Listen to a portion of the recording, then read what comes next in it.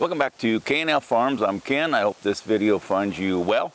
Now, before I get started, I need to tell you that my family's thoughts and prayers goes out to the hurricane victims. But it kind of got me thinking on my own preps, because I see a lot of things happening down there, and I was trying to rationalize, well, how could I get better prepared?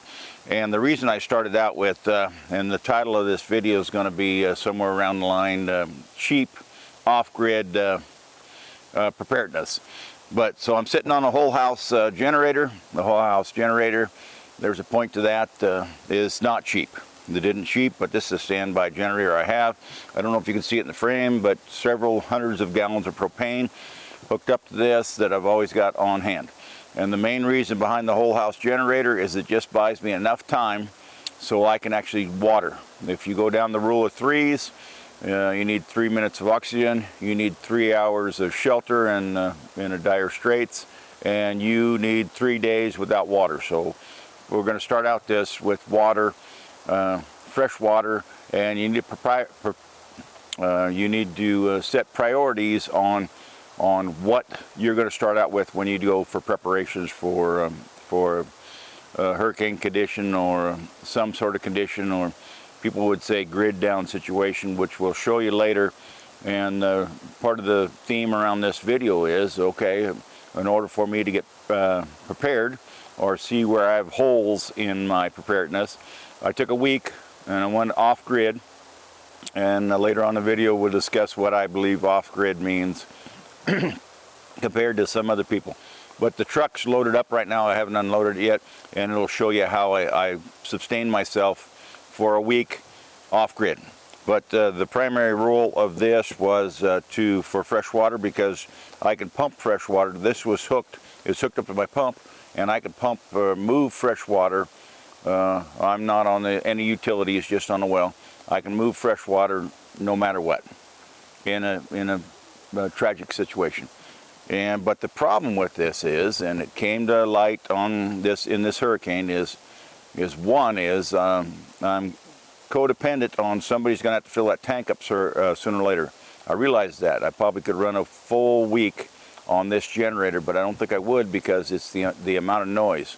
You get in a major situation, and sooner or later, my biggest fear is other people. It's not the weather, it's not the conditions, it's not that I didn't do enough preparedness, it's that other people are going to start looking for you to find out what you have, because they haven't made steps in their preps prior to. It's the noise footprint. The noise footprint, I don't know how far away you can, a couple miles. So if somebody's within a couple miles of me, if I'm running this all the time, they're going to find me. So you're going to see pros and cons to various subjects we're going to go over. And the con with this is the noise footprint that you send out. Now, here in just a minute, we'll move down the truck and I'll show you actually how I survived for a week off grid. Okay, so let's go over some of the truck. You see the truck's still packed. The reason the truck's still packed is I thought it's a great opportunity to show you how I sustained myself for a week. And I told you at the beginning of the video I would kind of go over what I thought off-grid meant for me anyway. And most of the stuff, I'm not going to say it again after this, but most of the stuff is affordable, or at least affordable for me.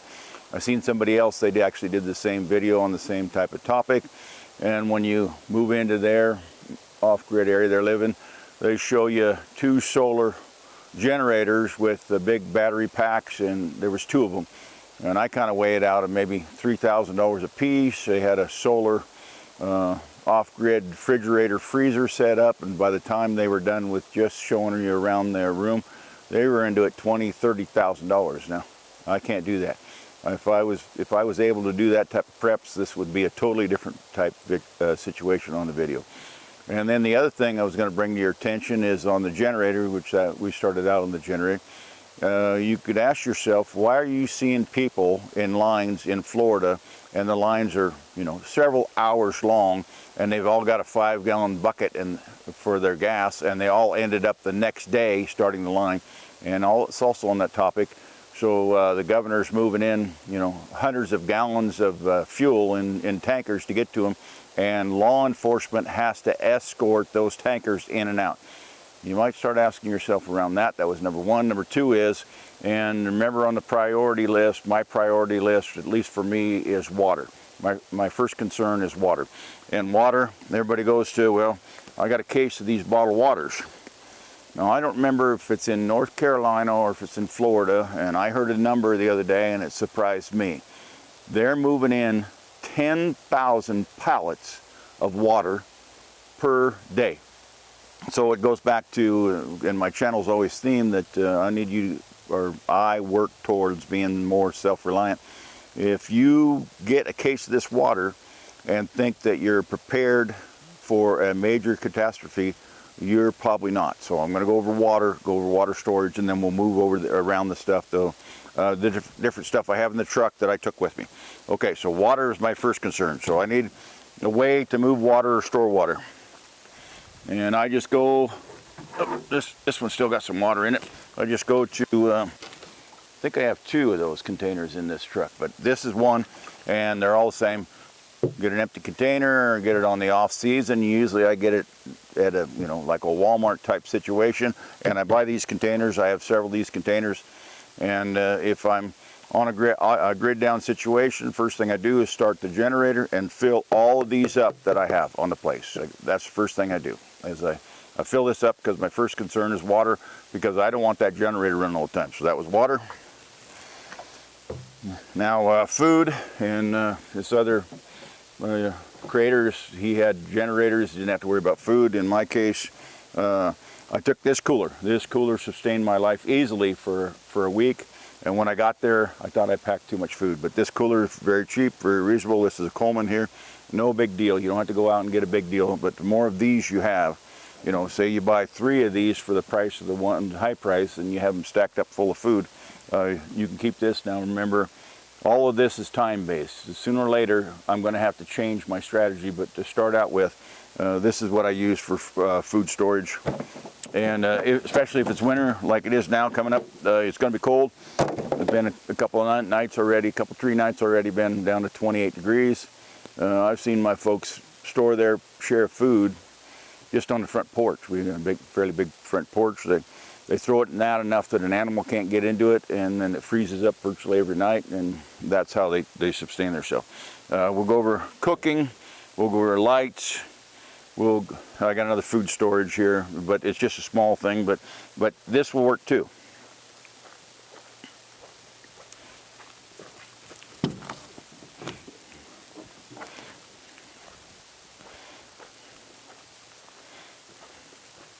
Just an old lunchbox I had.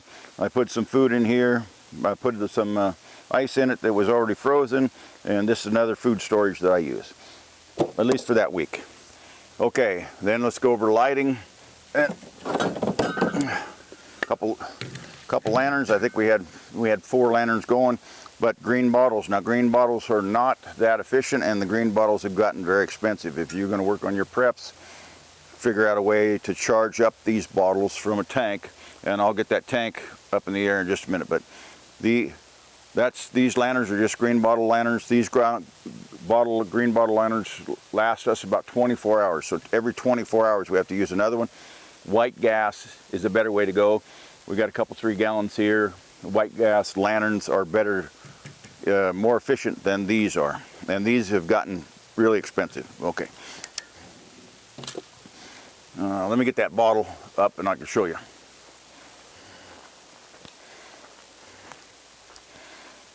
Okay, you see the propane bottle in the background. On the Homestead we have, I don't know, maybe 10 of those, and we keep them charged up all the time just in case. That's just one that I took with me. Got a reasonable priced flat grill that we use for cooking on the front porch. When I mean reasonable price, I don't think it was $100, but I've used this one for years, but it's on the Homestead.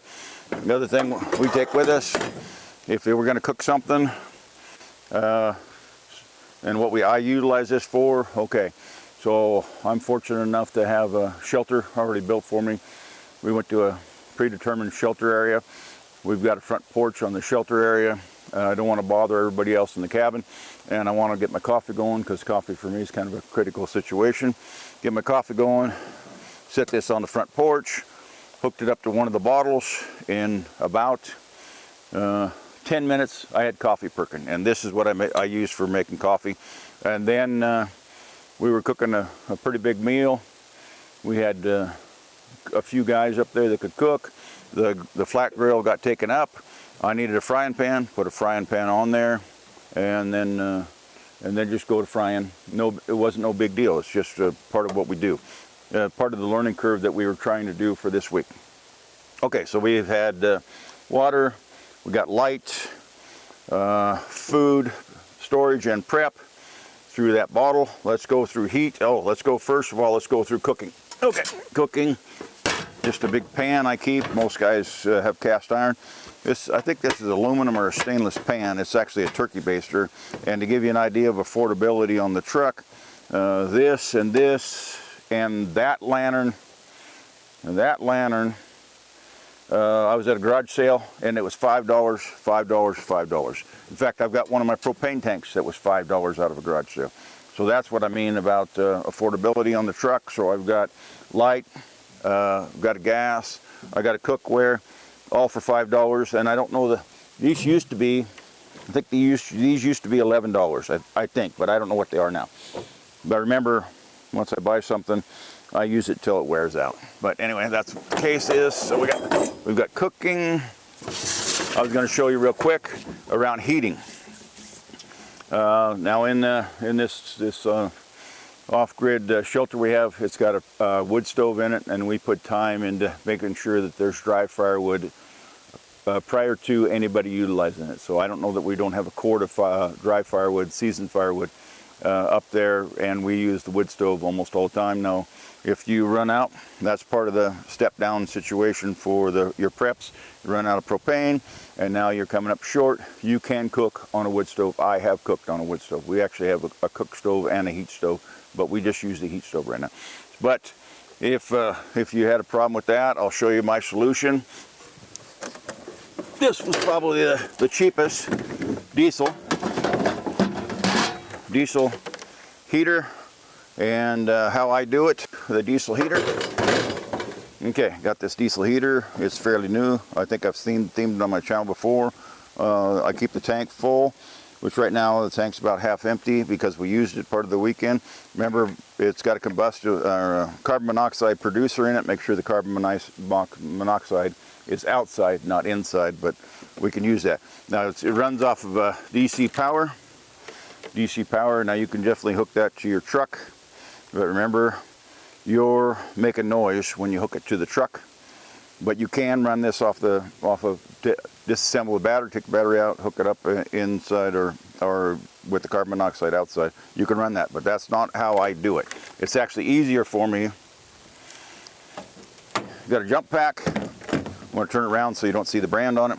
Got a jump pack, and what I do, this is kind of a DC inverter, and I plug it in. Say I got a generator. And I run this at night, and I run this, and I just clip the DC power on the front, take these, clip them on the wires, get this started, run it for a while, get it heated up, and then the next day run the generator, because at night I don't really like running the generator. One, I can't sleep very well, and two is I don't want the rest of the world knowing what I'm doing. But I store power in a jump pack, and then take the jump pack and run the diesel heater. So that gives you an idea of how I survived for a week on off-grid. And just with the second cooler was actually luxury items, green bottle, lanterns, water, and I had 2 of these containers with me, and that lasted me a week. Didn't have any of these. Well, we had them there, but we didn't consume any. Consumed our water out of that. And I may have to go back up there because I don't see my second water container in the truck, but I may have put it away. I'm not sure yet. But anyway, that's what I had going on.